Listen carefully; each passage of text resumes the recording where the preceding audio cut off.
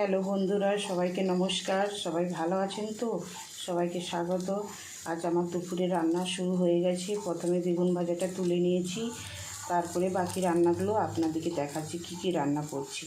বন্ধুরা সবাই ভালো আছেন তো? আমরা তো সবাই ভালো আছি। হ্যালো বন্ধুরা, এখানে একটু ছোলার ডাল বানিয়ে নিয়েছি, যেহেতু আজকে আমাদের শনিবার তো আজকে আমাদের নিরাম খাওয়া হয়, সেই জন্য একটু ছোলার ডালে ধনেপাতা দিয়ে হয়ে গেছে। দেখুন বন্ধুরা, এখানে আমি একটু গয়না বড়ি ভেজে নিচ্ছি, যেহেতু আজকে আমাদের ভেজ খাওয়া, তো গয়না বড়ি দিয়ে একটু ওরা ভাত খেতে ভালোবাসে, তো সেই জন্য একটু গয়না বড়ি ভেজে নিচ্ছি। বন্ধুরা, গয়না বড়ি কে কে খেতে ভালোবাসেন আমাকে একটু কমেন্ট করে জানাবেন, তো ভালো লাগবে আপনাদের কমেন্ট দেখতে। বন্ধুরা, এখানে একটু উচ্ছা ভাজা তুলে নিয়েছি, কেন বাচ্চারা বাড়িতে সবাই থাকবে, তো ওরা একটু উচ্ছা ভাজা খেতে ভালোবাসে, সেই কারণে উচ্ছা ভাজাগুলো দুটো ভেজে নিই।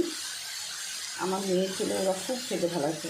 অন্য দিন সময় হয়ে ওঠে না, ওদের খাওয়ার সময় থাকে না।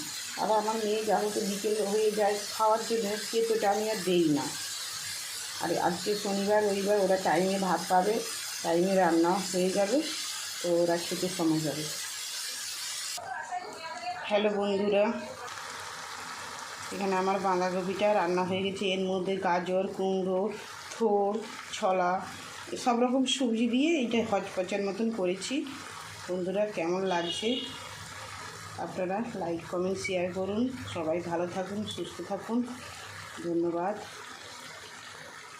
ভিডিওটা আমার কেমন লাগছে বলবেন কমেন্ট করে।